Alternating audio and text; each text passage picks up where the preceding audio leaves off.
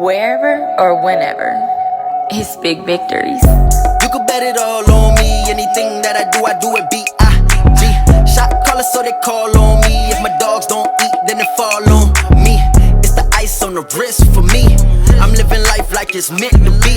Lived everyday shit, everything big. Big crib, big bands, nigga, it's a big victory. Good afternoon. Once again, we back on the Big Victory podcast with some special guests and co-hosts who wasn't here last week, but is here this week. My man, Jeremy St. Louis. Thanks for having me. It's good to be here. It's nice to see everybody. It's good to see you. You look good today. I miss you, man. I lost 2 pounds, man. Just you should have told me that, but it's okay. Man, I feel bad for not noticing. I'm sorry. It's all right. It's all right. And we have our co-host, Mr. Mav, the Renegade himself. Yes, sir, gentlemen. How are we doing today? Yes, sir. What it do? What it do? Yeah. What's going on, gentlemen? Blessings. And we have Mr. I'm gonna properly introduce you, man. Tom the Genius, one of good people out there, a great producer and artist. He has some projects we're gonna be talking about. Guys making some big difference down in California and nationwide. Yes. It's a blessing to have you. Thank you, man. Thanks for having me. And last not least, my boy, kind of mentored to me. This guy taught me a lot of different things, man.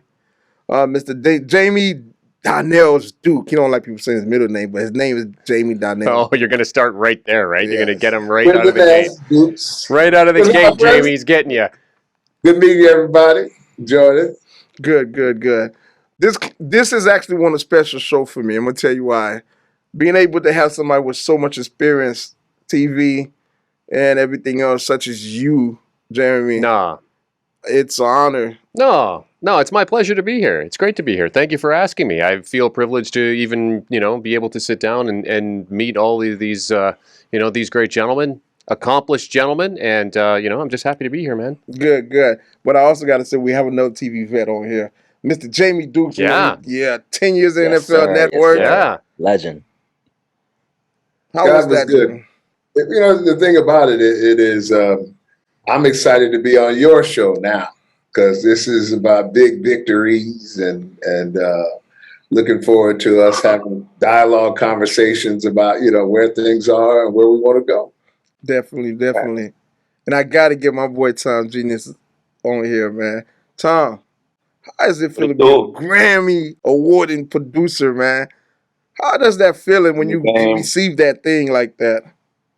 So, man, the game changed, man. Everything's crazy right now. Just received another plaque through some other stuff. It's going crazy. Like, we've been on the Billboard Crazy Style 2021, 2022. We trying to amp it up on them, man. Sir. Man, I have found your story very interesting, man. From your upbringing, your background to what you're doing now. Some people may know, may not know, you also deal a lot with cannabis, legal cannabis, let's get that right, in San Diego. I definitely would like for you to tell the people more about that too, because one of the things that people believe that you just have to do one thing in life. Jeremy can testify that Jeremy have so many different avenues in professional career and chances and risks he has taken in life. I think everybody on here, Mev the same way, keep learning, keep building. So tell us a little bit more about some of the accomplishments you got going on down there in California. Talking to me, right? Only the genius. All right, for sure. Well, man, pretty much I work with a company called California Canico. They're based out of Lemoore. And I also work with a company out here in San Diego also. What we do is we're bringing pretty much new levels of exotic strains. We have our own strains that we're developing right now currently. And we're pretty much getting ready to harvest coming up here in the next week or so, full harvest. And we pretty much, it took about, I'd say 5-6 years for us to get legal. The licensing and different things to get your cannabis ran out here is ridiculous. Out here in San Diego, they charge us 30%, but see in Lemoore, they only charge us 1%. So the game has changed, on how everything is placed. There's so much synergy on this podcast today. Because people probably just know Jamie as a guy who was on TV, who was an ex-ball player. But Jamie actually is in the process or beyond the process having one of the bigger company in America or even the world. It's called Ovi. Jamie, I know you want to, definitely, I know that's a little low key down thing for you, but tell more people about it, man. So, Victor is also one of our shareholders and partners. And you'll see this. I already see this with Tom. I see it with all of us. We evolve in life, and you get taken from station to station, if you would. And so, in this station in life, and in the diversification, which Tom was just talking about, I'm the green pharmaceutical business. So we developed some green drugs several years ago, and we were bringing it to market prior to COVID. We developed, for the opioid epidemic that everybody's talking about. And still today, we have the world's only non-opioid, non-steroid, non-addictive pain reliever that is also covered by all major insurance carriers.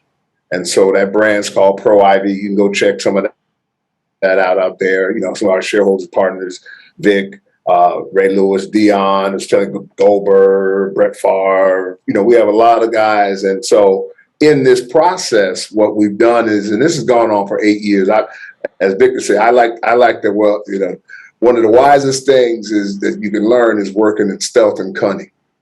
When you start telling everybody what you do, that's when they start to look at. So for me, realizing that over being seasoned is so we've developed, and you can look it up. We have what they call an emergency use authorization for a treatment for COVID. And so just like Pfizer, Johnson & Johnson, and several others out there. But the difference is that we got what's called emergency use authorization. When we got our approval, we didn't get the check that they got. See, interesting. So how does that work? You get the emergency use authorization, and then how do you administer based on the fact that you didn't get the funding? Well, the thing is, we're going privately funded, and Victor knows we've had to go a little longer race, but we got private capital now, our own capital that's going to fund it. But it should not. Us solving this problem, we should not have had to fund it because Johnson & Johnson didn't have to fund it. Pfizer didn't have to fund it. When they got their emergency use authorization, the funds were just released. Somebody had, some people might say racism. I'm not going to say that. I'm going to say I didn't have the president's cell phone. But the people that got the money, all of those people were on the White House lawn the day that the president called Walmart and everybody else there. So a lot of times it may be people look at racism, but it's about access in many cases as well. And so that's where here, again, I have everything that they have when they had it. All of them were cut checks for a minimum of $600 million. That was $600 million, I said. Yeah, I want to say. I was going to say, wait a minute. All of them. How many zeros was that? Six companies got $600 million. Only three of them, okay, got vaccines that actually were put on the market. And those three were? I met the same criteria they met. Now we're 3 months in from getting our preliminary approval. So, but that's what we do. And so our whole paradigm centers around helping people. We are going to be working, one of our clients is National Capital Baptist Convention. And what we're going to be doing is establishing clinics because we're going to solve the food desert. By the way, our website, owvi.co, owvi.co. This information's out there. But what we're going to do is we're going to solve these healthcare deserts. We're going to solve the financial deserts. And we're going to also solve the food deserts, all starting with churches and convenience stores. And so the way we're going to go about doing that is taking these green solutions, because we can make, when you start talking about the food deserts, that's because we don't have lettuce, tomatoes readily available, and we do not. But the truth of the matter is nobody's cooking anymore anyway. So what we got to do is we have to provide healthy packaged meals. Just like they're sending them to the house, we can make healthy packaged meals and put them in the convenience store. So those are the strategies that we look at doing. And so we'll be dropping actually modular clinics, not just anything. They're going to look like Starbucks on the church campus, or we might drop a device inside the building. But those are kind of some of the things that Victor and I have been a part of. And on the agriculture side, for those of you who don't know, And I don't know how well you guys know Victor. Victor is a very accomplished executive, Oh my at a God. publicly traded company. Jamie, I only know Victor as a guy who doesn't call me back. Okay. Oh, Listen, what happened was, I'm on a Metro PCS plan. So sometimes Is an executive on a Metro PCS plan? Jamie, you listen to this? And let me get the blame off me and go to Tom, man. Yeah. Tom. First of all, Jamie, that sounds fantastic, and I think that I definitely want to know. OWVI.co is where you can find more information about it. Yeah. Awesome. Yeah. You know Absolutely. what? When I said there was a lot of synergy here, I meant that because Tom is into agriculture. Jamie is one of world-renowned agricultural gentlemen that's going to be there. Some of the projects we got going on. Math the same way. And Jeremy, what people didn't know, you are actually a scientist, right? Yes. Yeah. So Oh, wow. it's so many different things. That's how I say people don't just like say he could just say I'm a broadcaster, but it's not just a broadcaster. There's more to it. And Mav, I'm gonna give you the floor. There's something I want to ask you, man. What makes you, Mav, wake up in the morning and just say, I'm going to the studio like every day, being with guys like with Tom all day and every day? What's the gratification besides getting the plaque or the money? To be honest, the knowledge for me. Just wanting to wake up and be better and wanting to know more and knowing that I'll never know it all, but every day I want to know something new. I want to know more today than I knew yesterday. I have to. 100%. And that's about everything that I do. Where does that come from? Because there's not a lot of people that are young nowadays. I'm sure everybody on the panel can agree to this, is that you encounter young people nowadays who are just expecting things to kind of, be handed to them in a way. The work ethic's not necessarily there. I work with some of those people. I've worked with some of those people. We've all worked with some of those people. So for you, where does that drive come from? My parents, 100%. I can't attribute it to nothing but them and God giving me the ability to pursue that drive. But it comes from my parents. They ingrained that in me since I was a child. And from knowing their story and where they came from, 100%, it motivates me. I talk to my parents every day. Like, their wisdom helps guide me. Man, they're a godsend. I love them, for sure. So I would like for you to answer the same question, man, because and Jamie, you next after Tom, because I think this question has to do with everybody. Well, and Tom especially, because Tom, you've got Grammys, you've got awards, Grammy nominations. So I mean, that's recognition of the level of your talent. So is that the driving force, or is it something else? Well, for me, I've been doing this music since a child, man. I was 11, 12 years old, making beats, selling beats. I was signed to Interscope at 16. So I could say it was of my parents, but also the inner drive in me, because I wanted to change up something that nobody in my family ever did. A lot of people in my family wanted to do things like my dad, for example. He wanted to be a journalist. He wanted to have a camera and go around. He ended up not doing that. He ended up spending his time in the military, which nothing wrong with that. That's arguably better, yes. Made more of a difference, yeah. I just always wanted to be a producer and a songwriter and an artist and an engineer. I wanted to do it all. So I'm like, I need to be in these certain positions. In order for me to get into these positions, I wake up every day and grind and go hard as I can.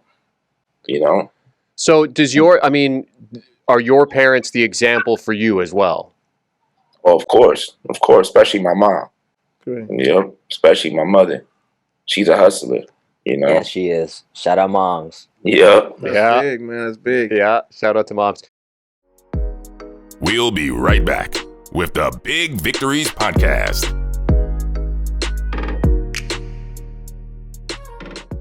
Yeah, greetings.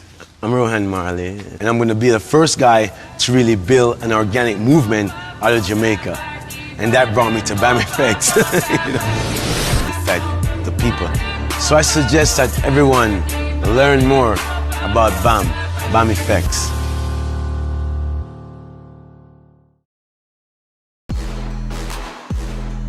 Welcome back to the Big Victory Podcast, for real. Jamie, for you, You're a very familiar name to me. I mean, I'm someone who has covered the NFL, has been a fan of the NFL. I mean, I know who Jamie Dukes is. I've watched the NFL. It was one of those networks that was on in my house all the time. So for you, obviously there's been diversity throughout your career in terms of what you've been able to do. And as you've said, you know, you're kind of, it's kind of that, what you were saying kind of resonated a little bit because it was the Shaq sort of thing, right? Nobody knew that Shaq was diversified across all of these businesses. And now that everybody's come to realize, wait a minute, Shaq's doing the General, he's invested in restaurant chains, he's doing all kinds of stuff. But he did it kind of in silence, and now it's kind of starting to kind of peter out a little bit. So for you, what's been the drive, you know, to kind of continue to build? Well, the drive is, first of all, I call it the calling. The calling is helping people. Everything that we do is about the people.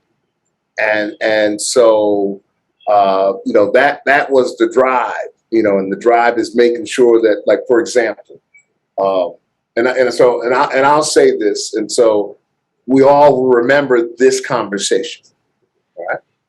So we believe in what we're doing, and we believe we have a revolution that is happening economically. The simple reason being, for example, we're going to redefine healthcare as we know it, because as I told the preachers and the pastors, I said, what's the difference between Walmart and your church? Jesus. So you have parishioners who are getting medical services. They are purchasing certain things, certain items that are in your pews right now. I'm not talking about a book sale. I'm not talking about a pie sale. I'm talking about services that are improving their healthcare, because see, what we found out with COVID was the fact that, wow, nobody cares. You guys can die because we're not trying to figure it all out for everybody. And so the point is, the reason that, you know, we were able to get the church and they saw what we had is like, look, we got to test everybody. And so the church is not just to be there to test you, it's to test everybody in the community, black, white, purple, green, Asian, whatever, you know, and so, you know, the drive being is that, you know, God gave me something special. And I tell people all the time, you know, he didn't give me Black Lives Matter. That's for others. I believe in Black Lives Matter, but that's not, he gave me everybody who is God's child. Christian, Muslim, Hindu, transgender, whatever that is, what he gave me in healthcare based on his technology being the earth, plants, all of those things. So therefore, that's what we do. We everything is for, you know, opioid addiction ain't black or white, purple or green. It's opioid addiction. It is. You know, so that's what drives me, is getting this thing to market, and the fight, that the journey that we've been on to get it to market. You know, all of you guys, everybody here had a fight to get to market. Even at 16, it was a minute before the whip. You know, it might have been 17 or 18. I've been trying to tell you this has been the whip for a while, but it took then. You had to prove to somebody, fight through that layer to get. No, this is the whip, the joint to play. So you know, it's the same thing. So the reverse side of that. So I mean, what I'd like to hear from each of you is, what was it when? Because we've all heard this word. No. We've all had our talent questioned. Yeah. Our ability to do things questioned. So what was the reaction, your initial reaction, when somebody that you looked towards told you, no, you this is not for you? Jamie. Well, that goes all the way back to my college career and the NFL. Yeah, shorty. He's too short. Yeah. I was a 4-time All-American in college. Too short? He looks huge. What are you talking about? I said I was thick and all those things, but I was short. You know, and so I was a 4-time All-American in college, and when it came to the draft, I didn't get drafted because of my height. And so, you know, that wasn't the only, but that was a driving force for me, because, you know, I played against the best. They don't give you the All-American thing if you're not any good. You know, I was the first player at Florida State to start every game. First player in school history to start every game from freshman, you know. And so the point was, and then in that moment, and and they had 12 rounds when I was being drafted. Not 7. Yeah, 12. They had 12 rounds. Jesus Christ. So you really got passed over. Hey, so they even here's the Dallas Cowboys, who was my team. That was my team. I was a Bucks fan too. Look at Tom. They're shaking his head. Yeah. I'm a Central Florida dude, but Dallas Cowboys, that was my team. But they called me and they said they're getting ready to take me in the 6th round. And they drafted the dude on my team, John Ionata, who was my best friend on the team. They forgot your name. True story. So, but that's what fueled me. Is no fuels me. Think about it. I'm in front. Like I said, 98% of the whole pharmaceutical community doesn't have. 99.5% doesn't have what I have, an emergency use authorization that I've already talked to the FDA. They've given us an FDA number. I've got some things to do because I had to get more finances to get us past this. But that's something they don't have because you tell me no, that's good. Appreciate you.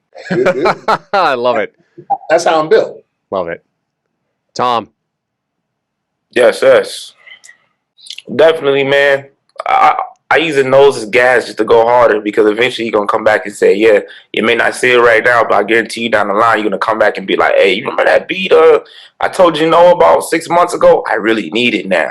The game's in my perspective, it's just how my mind is. I understand the earth and the world now, it spins, I love that. No is gas. Yeah, but say that again. You understand how the earth and the world spins. I understand stuff shit, like I'll do something and then like a month or two after it'll be something that's popular now, doing something, whether it's a music, a song, any type of thing, like on Vanilla Sky 4, I have a song called The Matrix. Within a couple of days of me dropping the album, 4 days later, The Matrix came out. That boosted up the album just because I had a song there called The Matrix. Stuff like that, just different realms, different things, And that is so next level because of the fact that you just don't know, right? So you're putting your artistry out into the universe, not knowing what's going to happen to it, but not with a set. I don't want to. Malicious is not the right word. Honest and genuine maybe is better, but you're putting it out there with the intent that you hope that it does something, but it's more about just putting it out there into the universe for you. It's your artistry that you're putting out there, and what comes back to you, you have no idea what's going to come back to you. But then when it comes back to you in that way, I mean, does that validate the process for you? Definitely, because now you know that you're on the right path. You're in the right current, on surfing on the right wave. Know how the world spins. You know what, that's good. Jeremy, you put everybody else on the spot. I'm gonna put you in the spot. What? I've been told no so many times. I'm totally with Tom. It's gas. That's what it is. Gas, man. It's gas. What about you, man? No, I've been told. I got told I didn't have what it took to be in television. I got told that I didn't have when I got my first television job. I was working in a radio station. I was doing radio news at the time in little small town Canada. And I got my first television job. I'd been a year out of journalism school. And the program director at the radio station was somebody who, is kind of somebody you look up to a little bit. And you kind of, he's been around and you kind of treat him like almost like a little bit of a mentor. And so I was going around the station and I was saying my goodbyes because it was my last day. Mm-hmm. And I went to him and he was at his desk. He was working away and I said, Steve, I just want to come and say, thanks for everything. And I appreciate the opportunity to work here with you. And I wish you all the best. And without a word of a lie, he did not even look up, didn't even look up at me. And he said, you'll be back here in 6 months. Jesus. Because you don't have it. And I was, what was I, 26? 25. I was 25 years old. And I just went, okay. And off I went to my first television job. And, 24 years later. You're still doing television. Still doing it. But no, but you get told, and I really think that, and maybe this is just, maybe I'm being an old man here, but I just find that and Jamie, you can probably relate to this. Tom, you can probably relate to this as well. And Vic, obviously you can relate to this too, is that when you when our generation, when we all got told no, it motivated us to do more. But I feel like nowadays, when someone says no to someone who's younger and is kind of coming up, it's not the same response. It's not the same response. I don't know if that's toughness. I don't know if that's a lack of resilience. I don't know what that is. As said, old man, get off my lawn type thing. But I'm just, I think that there's a lack of resilience that's there. And I think as parents, obviously, or future parents or whatever, you have to make sure that resilience is there. But that's my old man on the lawn thing. So. You know something funny? I think Mav and I, we normally talk, and Jamie, we talk about this all the time. Somebody tell you no doesn't mean he's hating on you.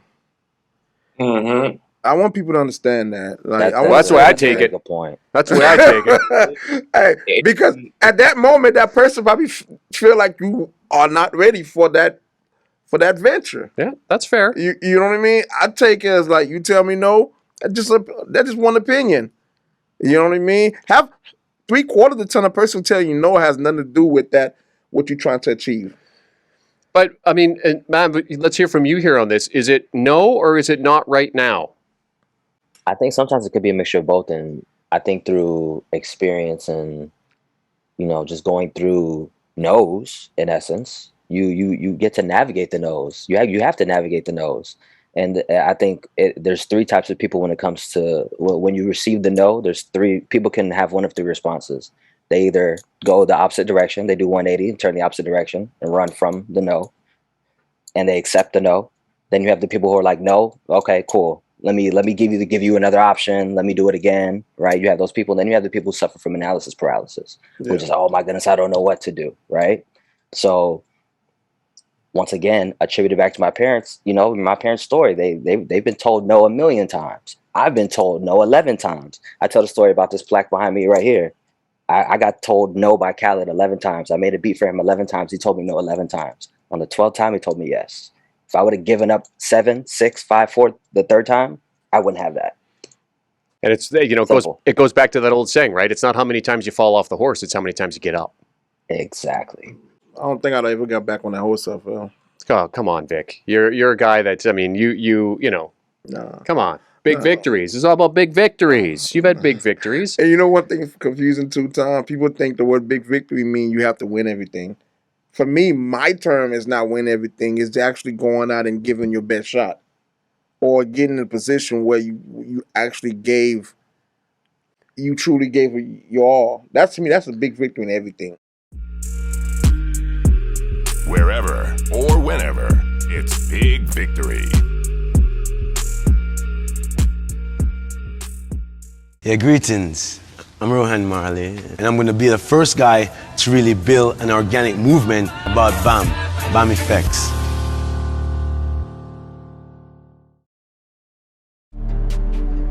We're back with the Big Victories podcast. Here's your host, Big Vic, for real, with co-host Mev the Renegade. Okay, so the other side of that is, instead of, we've all been told no and we've all reacted to it, but now let's flip it. Let's flip it. When you say no to somebody, how do you pad that out? Mav, start you here. Oh, that me saying no was a very big turning point of my career, and I think that was when I was able to say no, because I would say, it's funny, I would say yes a lot out of necessity. But when it came to the point where I didn't need to say yes, and now I could say no, that's when the paradigm shifted for me. And I was like, okay, now I'm in a different place. Like I've arrived to that place of that. Now I see the grass is really greener on this side. So for me, looking at that plane, the ability to say no was a blessing for me.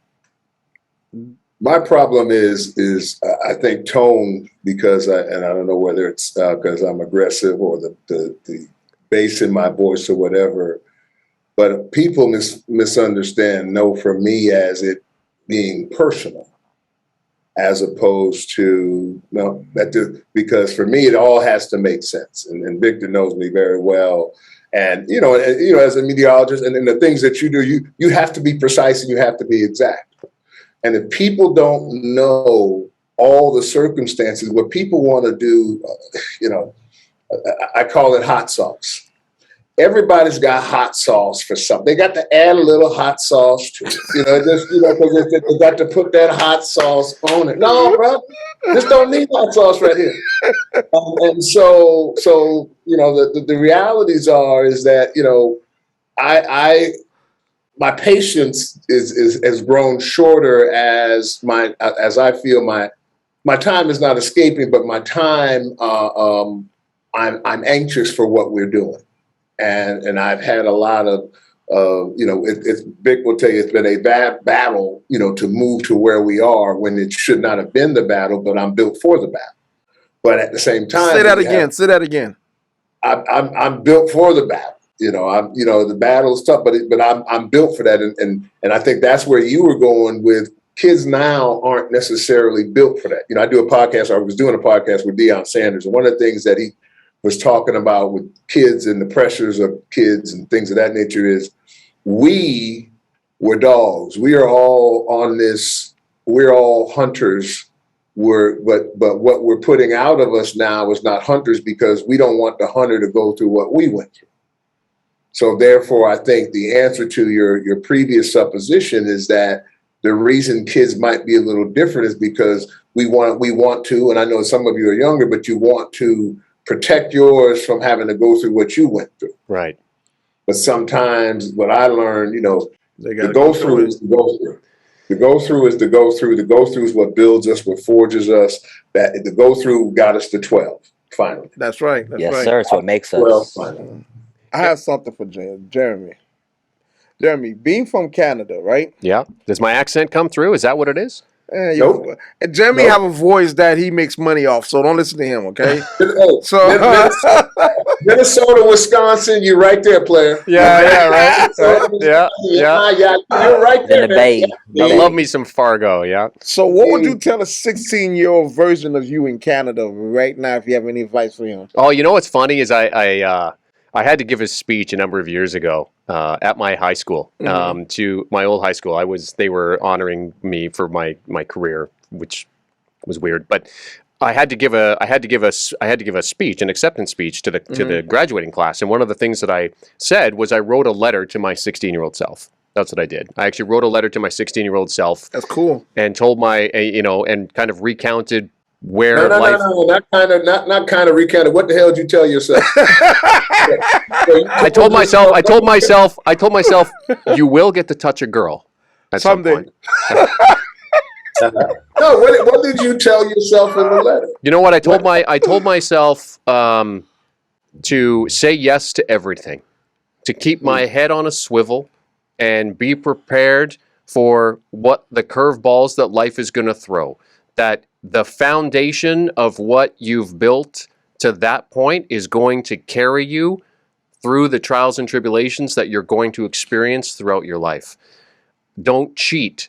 Always take the long road, because the extra mile is a distance the mediocre do not travel, and you are not mediocre. I want you to say that part again for them. Yeah, that's good. Say that part That's again. good stuff. The extra mile is a distance the mediocre do not travel. And so I have taken that, something my dad said to me, and it's something that because I got busted, I wasn't cheating, but a guy that I was in university at the time doing my science degree, and we had like a lab assignment, and me and my lab partner, he was like, I'm going to med school, I'm going to be a doctor, everything like this. And I was like, oh, great. And I was, my goal at that point was to be a teacher. And so we kind of did this project. We did it together. We handed in a project. But unbeknownst to me, he handed in the exact same stuff that I handed in. I got a story about that too, man. So we got pulled in. But something tells me, Victor,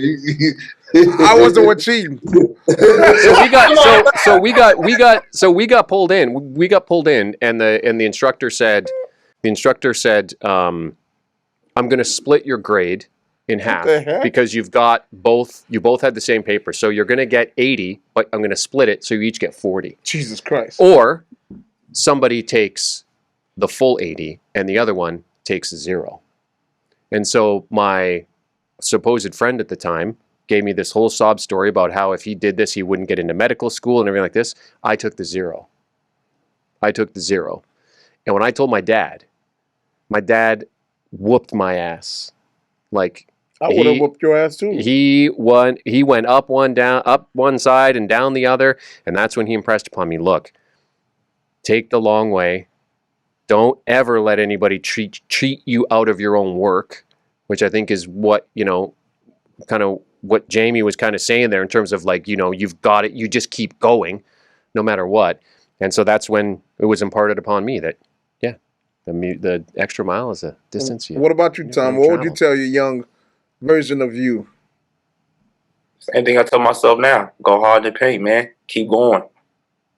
Keep running the distance. The distance is never over. It's a run all the way until I'm 80, 90. Keep running. Keep running. Man, I would tell the 16 version of myself to save some money, buddy. Save some money. Come on.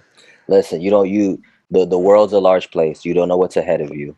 And just to keep an open mind in all situations. I think keeping an open mind and a level head would have kept me out of a lot of situations that I, could have avoided when I was younger. But yeah, I would definitely tell myself that. Save some money and keep open mind and level head. I think mine is simple, man. I would be easy on my mom. I was on Jesus Christ. Randall, I was a knucklehead. Like, you know what I mean? That's shocking to you. Shocking, you know what I mean? Because I'm such a great guy. Yeah. You're such a great guy.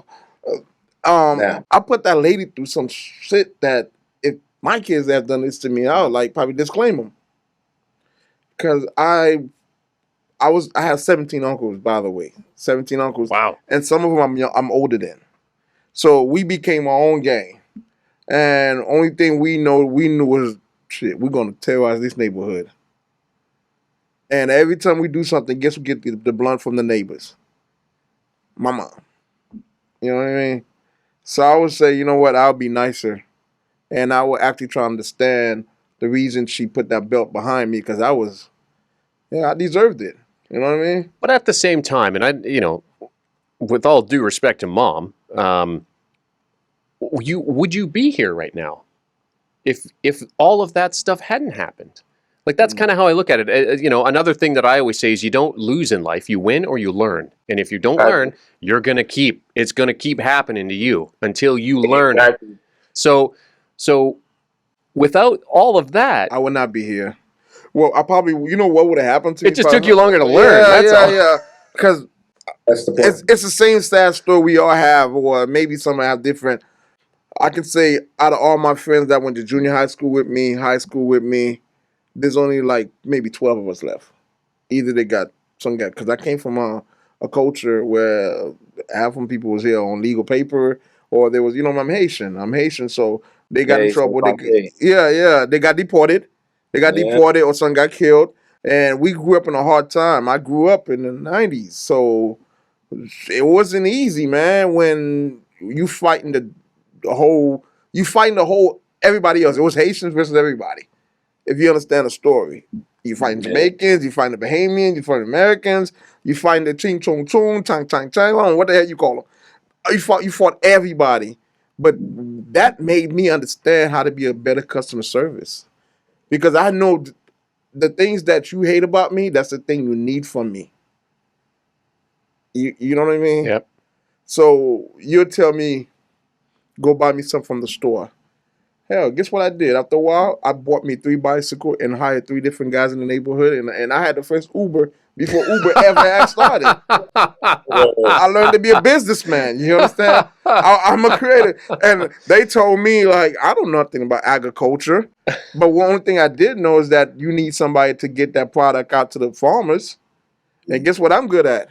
I can sit next to you and convince you to buy something that's good for your benefit. So I learned all that from the street. It helped you maneuver. What bothers me is that when some of these kids claim a stop sign, y'all know where I'm going with that. This is my territory. Yeah. They claim the stop sign or 95th. All y'all cousins, brothers, y'all killing each other. You go to the funerals, everybody know each other. Yeah. You know what I mean? So I learned so much from little Haiti. I can sit in the boardroom now like I do. I testify in Congress, and I do. There's more to me than just that kid who just drove people nuts. Because maybe if I wasn't like that, I wouldn't have not picked up so much experience from other people, how to deal with people. Shit, like you had a story about cheating. I cheated so bad from because I came football practice from this girl paper. Her dang name is Julie. I wrote Julie in my paper, bro. No way. Bro, that's how I got suspended. I ran to tell you last week. I wrote, bro. I was so focused in cheating. I wrote her name. That's next level. I was so That is like, I mean, I applaud your focus, I but was focused. That wasn't a big victory. applaud your focus. Yeah, that was not a big victory. It wasn't. Yeah. But you know what came out of it? When I got suspended and I had to wake up 3 o'clock in the morning, wait for a school bus to go to a school that's all the way in Homestead when I stayed in Little Haiti. So That's what a distance. Yeah. So what I learned from that is like, if you're gonna cheat next time, at least like don't copy the girl name. So the next time I did cheat it, So you learned. Yeah. Well, you got caught cheating, but you learned how to be a better cheater next time. how do you learn to be president? I mean, win or learn, How do you right? learn to be president? You lost the first time. You got to figure out what the guy did that beat you. You know what I mean? To Yeah. beat him. Yeah. It's strategizing. So by that, I learned how to strategize. I learned strategy, how to put stuff together. I can talk to a guy like Jamie or Tom or Mav and negotiate. So it made me good in management. So I know how to manage the BS. In order to manage anything these days, you got to be able to manage BS. yes. Oh yeah. Yeah. Absolutely. But You know, the one thing I do tell kids, or what I would write to myself, because this is what I tell the kids now. If you're the smartest guy in the room, you're a fool. Mm. You know, the older heads or the old heads, depending on where you are in the chain, you know, it doesn't hurt. You know, now you have to find and be able to decipher where wisdom is as opposed to foolishness. But you know, just you know, philosophically, you don't want to be the smartest person in the room, even though you might be in a classroom, because the goal here is to keep learning. You know, one of the things, and I'm not a music biz guy, but one of the things that I appreciate about Kanye is the fact that he wasn't afraid to kind of do something different. Whether we liked what he did or not, he just wasn't afraid to do what he did. You know, and you know, Jay was the same way. They just did something different than from the rappers per se of me and Jeremy's era. You know, and so the thing is that, but I'm sure, and like I can see with, you know, Jay and some of these other, you can see the entrepreneurs, they didn't learn that on their own. There was somebody that they was either keeping their eye on, because you can't be successful by a fluke. You had to have a model somewhere that you watched. You may not have said it. I like what dude did with that beat right there. And when I do that with what I do, that's going to be nice. You know, I mean, it's strategy.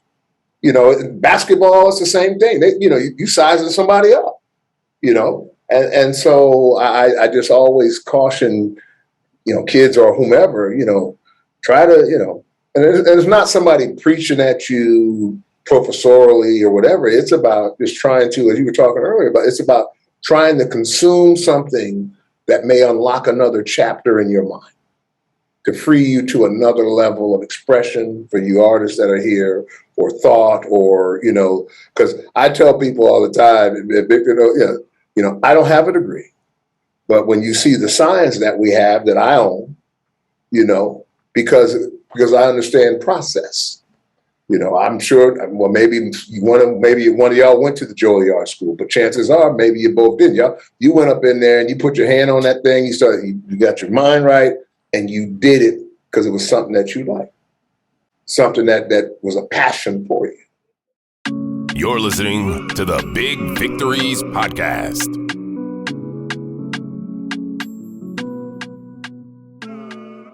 Yeah, greetings. I'm Rohan Marley, and I'm going to be the first guy to really build an organic movement about BAM Effects.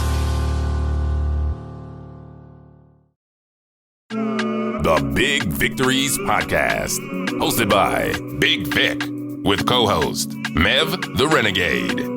Look, every morning that I wake up, say a prayer and thank the maker for the chance to rise and grind another fucking day. No, I ain't promised tomorrow, I might not make it through. So Mav, what makes you a great producer? Be unhumble for a second. And who was the guy? Who was the guy for you? Who was the guy for you? The guy that Jamie's talking about, that guy that you were watching. Who was that guy? There were a lot of guys that I was watching. The one that actually got me into production, that was I told a story on the first episode. My best friend at the time, Kyle, his older brother Ken, watching him make beats is what got me into making beats, and then from there I started learning about other producers. Like I was a fan of Dr. Dre, his production, Timbaland's production, the Neptunes. And then the Florida producers, the Runners, Cool and Dre, like just watching them and little things that they would do in production. I was like, oh, I like that. I like that. And yeah, for sure. Those are the people for me who really like expanded my mind. And to what Vic asked about what makes me great in my eye is the fact that I'm always hungry to learn, because I feel like the more I learn, the better I get. I learn a new trick. I learn a new style. I learn a new strategy. I learn a new approach on my production that gives me an edge above somebody else. It's like, oh, I hear what they're doing, but I know how to do it better. 100%. I feel like that's what always sets me above, and the fact that I'm willing to go above and beyond, because a lot of people aren't. A lot of people are fine with being complacent, just doing enough to get by. That's not good enough for me. So the next time, what's your what was that defining moment in your life when you said this is your big victory? That moment that you feel like that tipped you over to who you are now? When I left high school, I moved out to LA, and I was in the record plant every single day. I'm like, oh yeah, it's popping. We're on. I left high school, so sophomore year, to go do music full time. So that right there, I already knew this is what I wanted to do. Me as a producer was just something that I always wanted to be in my whole life. I always made beats and write songs ever since like 4th, 5th grade. It was kind of different for me because I didn't have nobody around me that influenced me to make beats, but I did like Timbaland, Neptunes, Dr. Dre, Prince, people like that. So I used to really buy all this equipment and be in my room reading the freaking manual and putting all this shit together, man. It was crazy. Love that. How much fear was there in that for you? Do you remember at that time, I mean, when you make that choice, because you're making a life-changing decision at a very young age. So when you're making that choice, what was that like, that moment, that fear that all of a sudden, like, you at a young age are really betting on yourself, Tom? It wasn't no fear. It is something I always wanted to do. It's kind of weird to say, but I kind of don't believe in fear, man. I just do it. That's cool. That's cool. And that's one thing I've gotten from you, Tom, and knowing you over the years. You've taught that freedom of thought to me, and it's helped me excel in my life. So thank you for. I think you should talk more about that as well. Yeah, and the other part of that is that there's a lot of people in your business, in my business, in any business, that have imposter syndrome or fear of failure. So if you operate with no fear, how do you approach failure? I believe, it's kind of hard to say because I feel like I don't fail. There are probably things, other people like, oh, you only sold 100,000 on this one, and this one you guys sold 165,000. That's not failure. It's just people didn't see it during that time. Don't worry, people are going to see it in a couple of months. Right. So I don't believe in failure. I don't believe in fear and things of that nature. Just go ham. Just go in it. Do it. Put it together. It can be done. Yeah, funny to add to that. I love that because I can't have negativity around me. Mm-hmm. I can't have it in my ecosystem. I can't have it around me. I'm just built in a way that if I put my mind to it, there's nothing I don't think that I can do. Now, I don't think I can build a car, so I don't have the thought to build a car.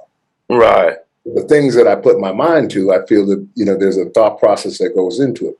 But the negativity, I have, like I said, raising money. That's, because all I do the last 2-3 years has been raising money, because that's venture, blah, blah, blah, Jamie, I want to add to something that there's a lot of people who don't really understand. When you say money, you've been raising money. This is something that I want to say. What is that goal of that money raising? You saying that not to blow people away, but tell them what a business like yours need to be functional. Well, no, you just need a lot. Nothing. Say it.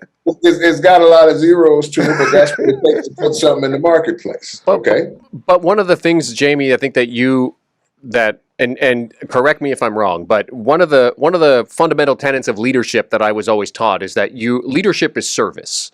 Leadership is service to the people that you are overseeing. And it's not about ego. It's about what can I do to lift you so that you can get to your potential. And one of the things that I think comes across in just hearing about you speak about your business is you also have that belief. And that comes from that space of not allowing negativity within your circle. But it also, I think, speaks to the fact that you know what your talent is. You surround yourself with the people who know the things that they need to know in order for you to accomplish your long-term goals, but you know exactly what your role is and what your strengths are, and that is where your focus is. Well, to your point, so in other words, God has given us all something. So I'm the master of my something because it was divinely sent. My thing was divinely sent to me, just like those beats are divinely sent to y'all. And your Rhema as well. So key to that is, the servant piece that you mentioned. The reason that I have the relationships that I have beyond the player and is because I've always been to service to many of those people that you hear me talk about. I am one of the rabbis, if you would. I mentor a lot of individuals. I've served a lot of people, whether that be bishops to just regular folks. Because the other thing is that, we have to be careful not to only share our gift with certain people. And Jeremy, the thing that jumps out to me about you is that, you let your light shine no matter who it is. I bet you speak to damn near everybody that you see. This is the best guy ever. The same, whether it be the president of the network or whether it be this young lady who was looking for a job and you just pointed, well, no, I can't help you there. You pointed her someplace else, but you put a smile on her face. And so I don't know how I got on that tangent, but my point being is that it's about servitude. Yeah. It's about servitude because I know how I'm going to be blessed. I don't do it because I'm looking to be blessed, but I see because of the giving spirit, the forces that are here have lent themselves to us all being blessed. And that's what Victor is kind of, when nobody's ready for that, Victor's seen a lot of information. Right Yep. Hey, I'm going to break some news, Jamie, and you're going to hate me for doing this, but, I've been hated by more people than that. But what I want to do out of Ovi, right? He don't even know I'm doing this. Jamie, don't make him mad now. Yeah, I can take it. We have dinner later if you get mad. Jamie, what I need from you is actually out of all those zeros, right? I want you to build a small music school that's going to teach in the city or anybody that want to learn music and from high producers, journalists like Jeremy. So I need a sacrifice from you right now on the Big Victory podcast. Are you going to Jamie Donnell's Duke put some funds inside to build a music school named after a great Ovi? Well, I mean, I'll say it this way, because one thing y'all don't know about Victor is Victor don't ever go back into the kitchen. He's an executive, so he's always in the suit selling to people and all that. So, but up under the covers, full-fledged facilities are always a part of the program. So we'll have music, we'll have the arts. Don't let me send you our artwork. That's in the mix. So was that a yes? Of course it was. It was already there. You just didn't read the memo because you didn't. I did read. I just wanted to break news. That part of the memo. I just wanted to break some news, man. Yeah, you might even see that on the website. Yeah. I just wanted to break some news. Yes, but of course, no. It's woven into what we're doing because one of the things that we're doing, we're going to have a school called OVU. It's free school, K-12, all the way through whatever degree you want. Wow. I owe Florida State a lot of money, and I shouldn't. Education should be free. Now, people can go wherever they want to go, but we will make sure that if you want a free education wherever you are, you will be able to get an accredited degree and all the way through doctorate, because the other part of what we're doing is we literally are starting a whole, Dr. Ford, guy named Melvin Forbes, who's one of my mentors, says, we're not creating jobs, we're creating new industries for jobs. All the technology that we have is new.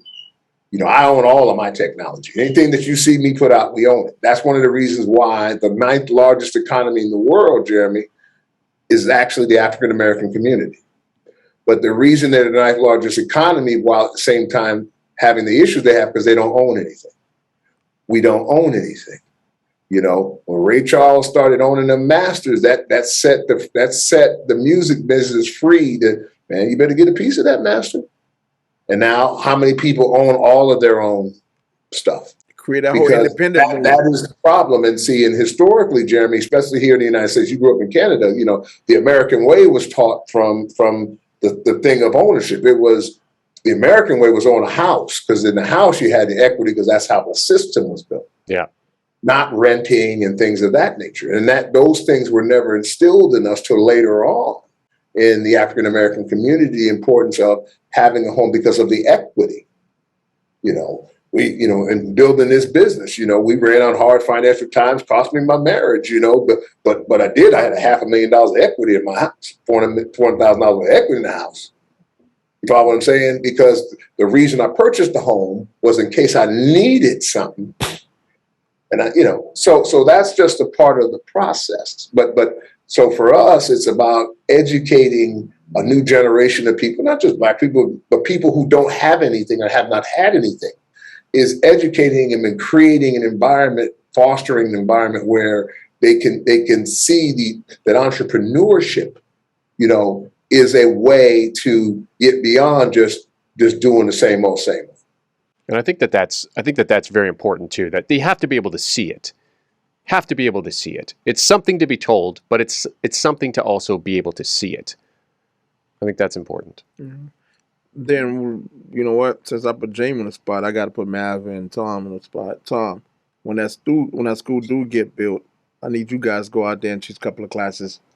Once in a while, let the kids know, paint some of those plaques, because the neighborhood I know I'm from, we want to, like you said, we want to see somebody doing good. I don't want to hear you got all this. You come talk to me with these plaques, you change my mind, because then I truly believe in hope. So, need you guys to step up. I'm really glad that you brought that up, Vic. One thing that I don't really broadcast too much, because I'm more so doing it to be a servant to my community and where I come from, and to the producer community worldwide. I'm actually in school right now with the goal of turning around and being a professor and being an educator. So love it. I'm glad that you extended that invitation. Right. We got a gig for you. Please, thank you. I just love to educate, and I love to see the light bulb come on for people the same way it came on for me. It's a passion.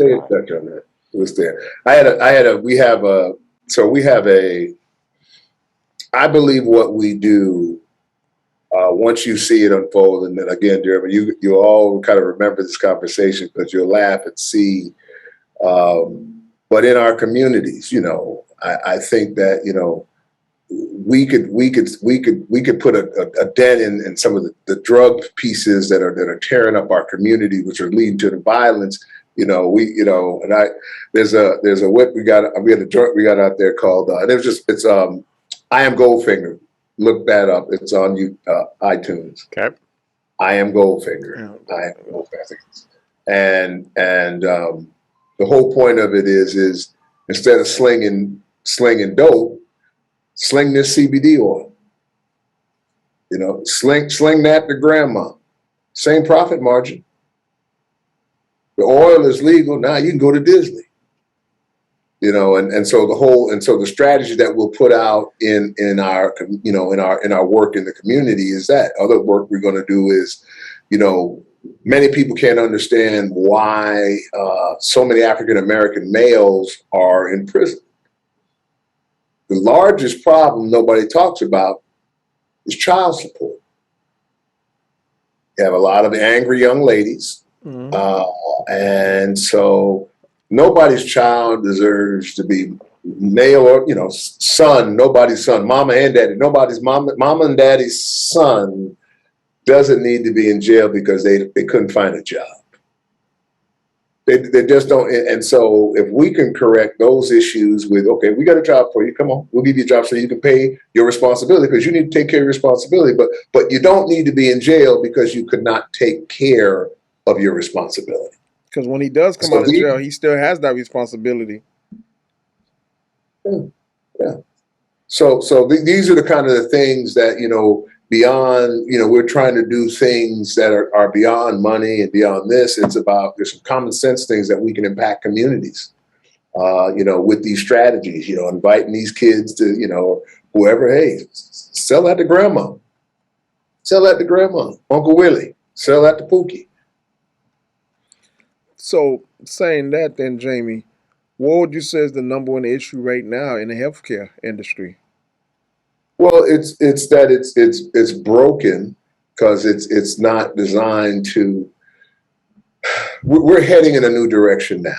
Whether that be with what mushrooms are and mycelium and all those different things, and also what we do with our green drugs, whether it be intranasal, intravenous, transdermally, putting it into the body. However we get into the body, we get it into the body.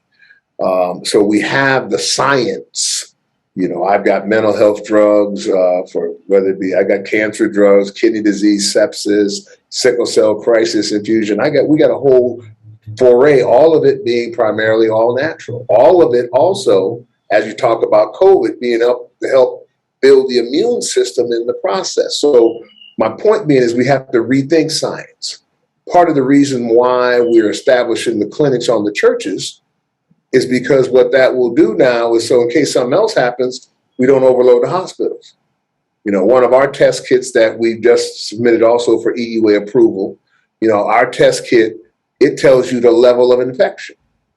Now, what's important about that level of infection is now I know whether to send Victor home and Jeremy to the hospital or vice versa, because I can tell you through the level of what your infection is. So now you're not blowing up the hospitals when SARS-17 happens. Right.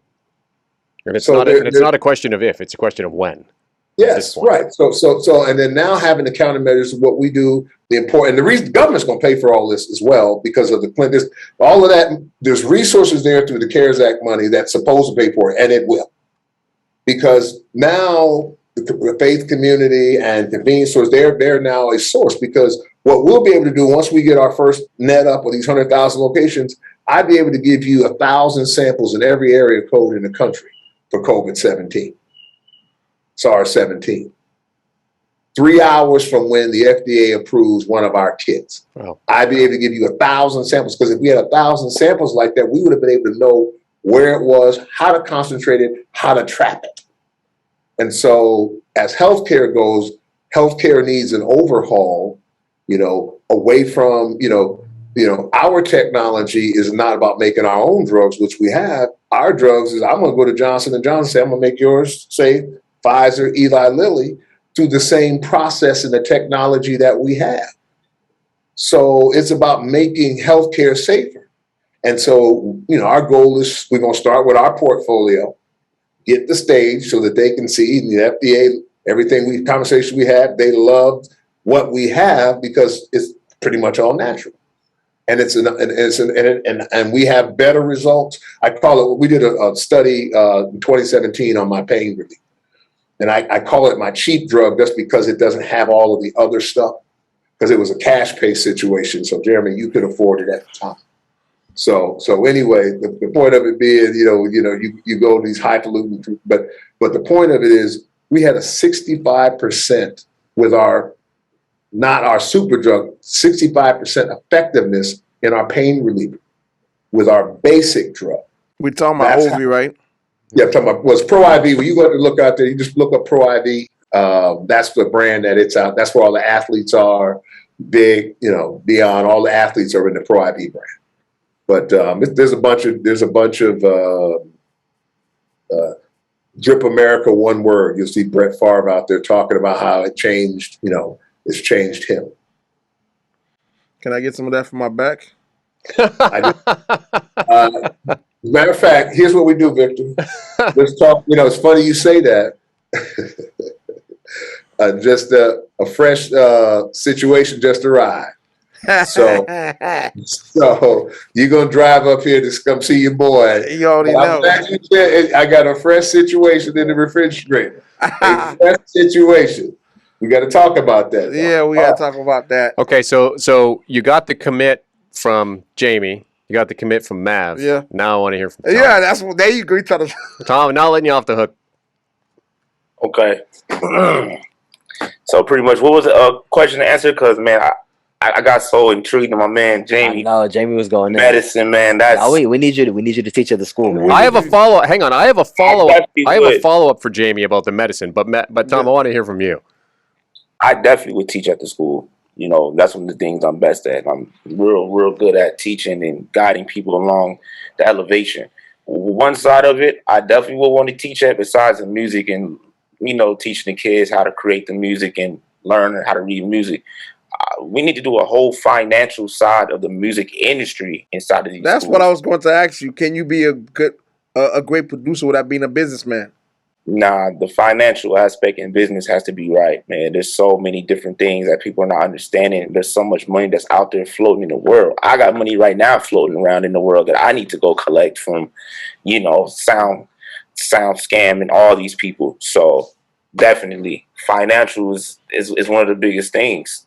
You know, you can change somebody's whole entire life, a whole family's life with the financials, right?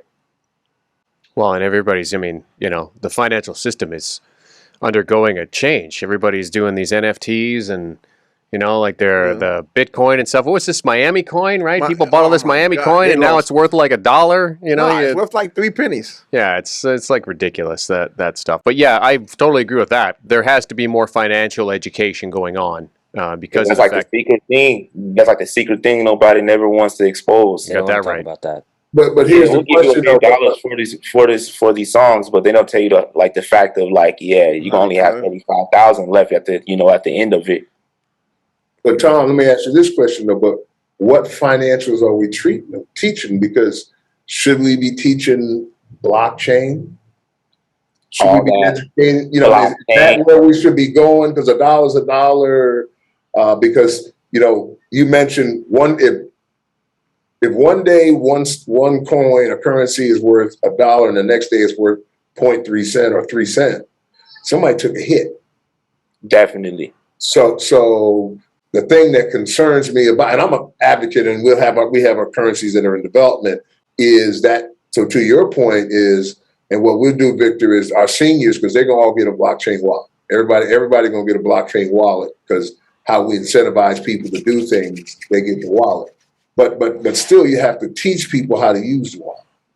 And I agree with you, but I just don't know which financial education, Jeremy. Where do we financially educate? Are we on currency, on norm, or do we need to be spending the time educating on where it's going, which is electronic currency? I think one of the I think the education has to be, you know, and Jamie, you can certainly speak to this having played in the league, that the fact that there's more emphasis now on, you know, sitting down with rookies and saying, hey, look, all right, you don't need 4 cars. There's only one of you. You don't need to have 4 cars. You don't need to have a car for every day of the week. You know what I mean? And I think that one of the things that certainly needs to happen is that kids need to be taught that money is not finite, but you need to find ways to make it grow because it needs to last for a long time. And I think that that's one of the things that kids don't understand is, oh, I'm going to go play professional football. I'm going to make $40 million a year, and I'm going to get out of the league after what, 5-6 years, I think is the average, is what the average career now is. No, it's 3. No, it's 3 years, less than 3 years. Less than 3 years. All right, so you're talking about if you're a top end player, and by top, well, I mean, let's say average, just above average player. So you're making what, 10, 12 million a season? At that point, if you're playing 3 years, you're looking at under 40 million, and now you have to try to make that last. But the problem is that when you have a $12 million salary, you live a $12 million life. And then all of a sudden, you don't have that. Then you go from 12 million to 0. And guess what? that we've all seen those stories. We've all heard those stories. And I think that that's where the financial education really needs to come in, is you need to teach kids to make it grow and make it last. You know what I would teach them, first of all? I have some experience in that. I first originally started as an NFL agent. I had a kid, I won't say his name. He got drafted out of Alabama. And in the second round, I think he was. Back then, it was like maybe a 2.5 signing bonus, and his contract maybe was, I think it was 4 years, but 3 years guaranteed in the league, because they never guaranteed the whole 4 years. It's a rookie deal, It's a rookie deal. So, I'm gonna tell you this: one thing that kid should have learned when he was in high school and college is how to say no. Every Pee Wee coach he had, every high school coach he had, every cousin he didn't have or he now have, made him feel so guilty. Imagine if you got 2.5 million, right? But 3% is off the top. It goes to the agent. Yep. Then you're gonna have to pay back the Jamie Tay, the marketing money you probably took off from the beginning to work out, because all that's coming back. Yep. And then if you got a slimy agent, he's actually going to make his buddy be your financial advisor. It be your or another guy be your personal manager. Legally, you're supposed to get 3%, but if you work the system like you know how to work the system, do the shimmy, you can end up with 15% of somebody's salary without him even knowing it, and it's not illegal. Because what the NFL is, there's no guideline of, we all put sharks around these kids, and the sharks are their family. The guy mom went to buy a house in Miami before he signed the damn deal. They spent his money before he was even able to receive it. Yep. So, and that's the financial literacy that these kids need to learn. Absolutely. So the conversation I remember we were having before, we said how to say no, or when somebody do tell you no. So that's why I said to me, when I told him no, he took it as me hating on his family. But I've been with somebody who had millions, and now he calling me him, and how do I get around without no gas money? Yeah. So it's embarrassing, you know what I mean? Jamie, I want to ask you about, the medical side of your business. And obviously one of the things that we hear constantly is about the price of medicine, the price of drugs, and how in the U.S., and being a Canadian, I can speak to this, is that I'm shocked at the American healthcare system. I truly am, because in Canada, it's part of being a Canadian, right? I get sick, I go to the doctor, I pay a little bit out of pocket. I go to the drugstore, I pay a little bit out of pocket, but I mean, it's all there. If I break my leg, I don't have to worry about having to mortgage my house, because I can go to the hospital and get treated. Now, how do you, as you're developing these medicines, how do you keep it affordable for the people that you serve? Well, think of it this way. The medicine piece of it, my drugs are cheap. It's the business of the business is through the treatment. The money's in the treatment. It's for what I do, the money's not in the drug per se. The drug is a modest price. I could charge $1,000 a unit for the drug by itself because the drug doesn't exist, but that's not what we do. That's why we made it and fit it into a model where the insurance companies would pay for it. So what we did in the pricing of our drug is make sure that it would fit into the confines of where the service was being rendered. I manufacture the drugs and develop the drugs, but I'm in the healthcare service business. I operate on the clinics, the pods at the churches. See, so therefore I can put Bruh's music in there. I can put our Ovi Fugel's food situation in there. And, we can have our bank situation in there that is, is a union, membership driven union. So it's about the ecosystem. So for me, it's not about a drug individually. It's about being able to provide a comprehensive strategy for a specific community. And not just, any community. I mean, the community at large is basically what it is. So the pharmaceutical business, and that's really, it's not just pharmaceuticals that expensive. $20. I was at I love ribs. Okay. No, I could not pay Walmart. Who doesn't love it? $100 for a slab of ribs that I always buy at $12. At $10, I couldn't do it. So that pricing thing is not just in healthcare. it's really across the board. Yeah.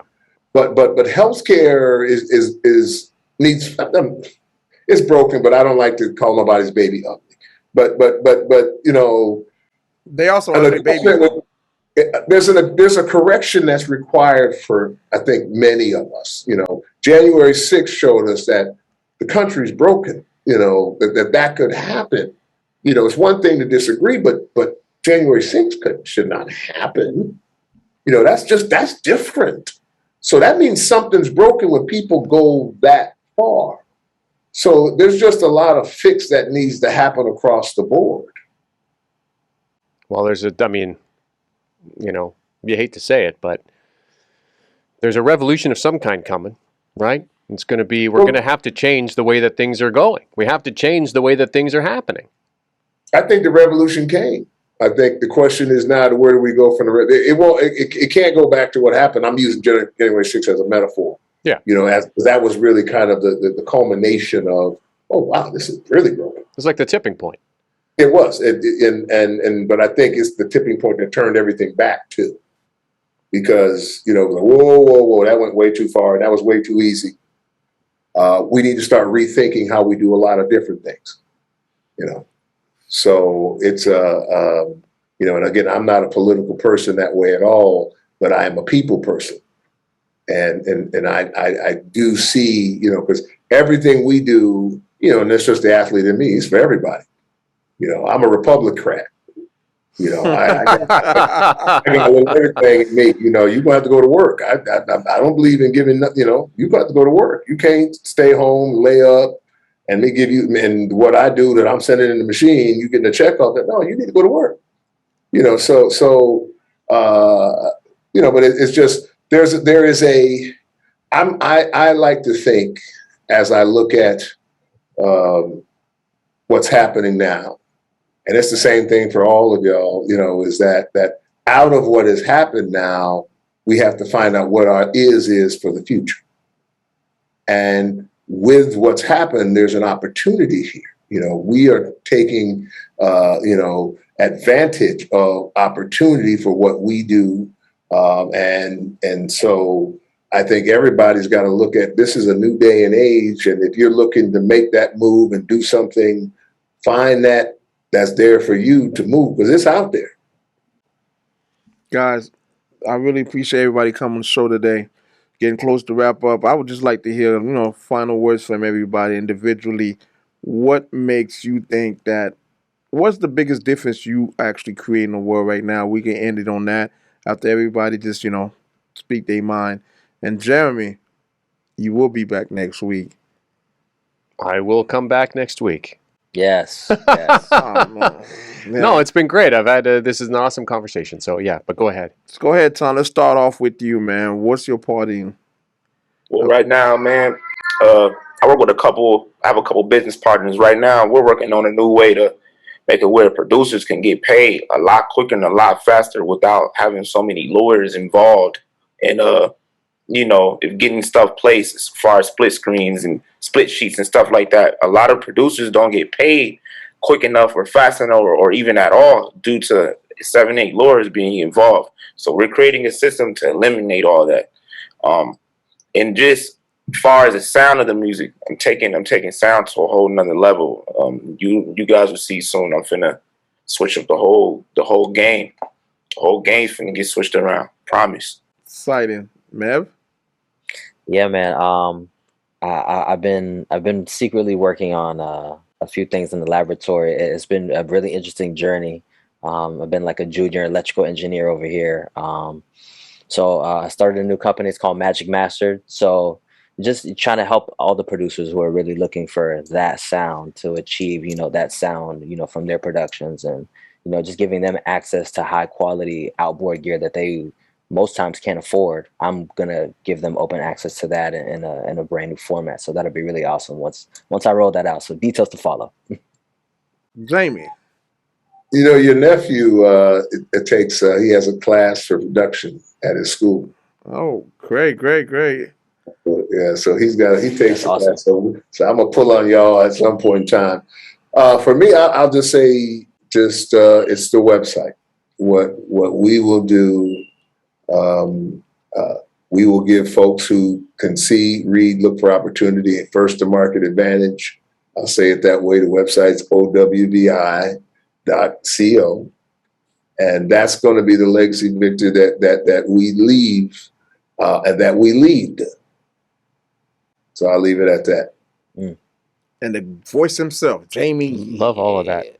Love all of that. What about you, Jeremy? Call you the voice from now on. What am I doing to? Yeah. Just operating in kindness and tolerance. That's so beautiful, man. That's the way that I work at. You like the rain. I don't know if it's the Canadian. I don't know if it's the Canadian in me, but I just, I just operate and try to treat people the way that I want to be treated, and and I want to thank all of you. There's a lot of This is actually I'm surprised. I'm not that I wasn't expecting. Yeah. But I'm surprised at how, I feel just an energy here from all of you, from each of you. Just the inspiration and how you operate, how you work, how you find your why. I find it, I'm going to leave here very, very, feeling really good, feeling inspired. I'm hopeful, I guess is the best way to say it. So I want to thank you for each of you sharing your stories, man. It's been awesome. Thank you, man. Good, man. Great energy from you too, man. Yeah, absolutely. Victor, we love you, man. Thank you, man. We love you, buddy. Love. Well, we're going to get together. I'm going to hold you out to your commitment. No, I'm going to give you a date, and you're going to be here on that date. Yeah, y'all know Victor ain't going to let you off the hook, so you know that, right? So, what I got for him, I tell people, once you tried our treatment, they'll go butt naked anywhere I tell them to go. Y'all are too young. You're younger. Y'all don't have these kind of problems that us more seasoned folks have. But when you get to that point, when you do, yeah, back go out, something go wrong. I got that ooh-wee for you. You got it. Hey Tom, I got to swing in San Diego for some of that stuff you got down there too. We got to come out here. We got the flavor. No, it's not that ooh-wee. No, it's the ooh-wee that's written with a doctor's script. Dr. Fred got it, and it's not the ooh-wee with the green. No, it's ooh-wee because it's going in your bloodstream. Okay, that's my ooh-wee. Man, I really appreciate you guys, and definitely. And you know what? Eventually, I want to bring you guys back. I have a program I'm working on where we're going to give out in the month of October like 6 different scholarship out. So I'll give y'all guys the criteria if anybody y'all know in the communities, this and that, $1,000 scholarship for each one of them. They're trying to give back, man. So I'm always trying to give the victories to somebody else, man. It's not mine. It's everybody else. So I appreciate you guys. Come on. And we out. Push hard, big body, bimmer. Y'all them love me one fin me like then a big bulldog. 4-4, air trigger. Any boy this will get him head top, lift up in the push hard, big body, bimmer. Y'all them love me one fin me like then a big bulldog. 4-4, air trigger. Any boy this will get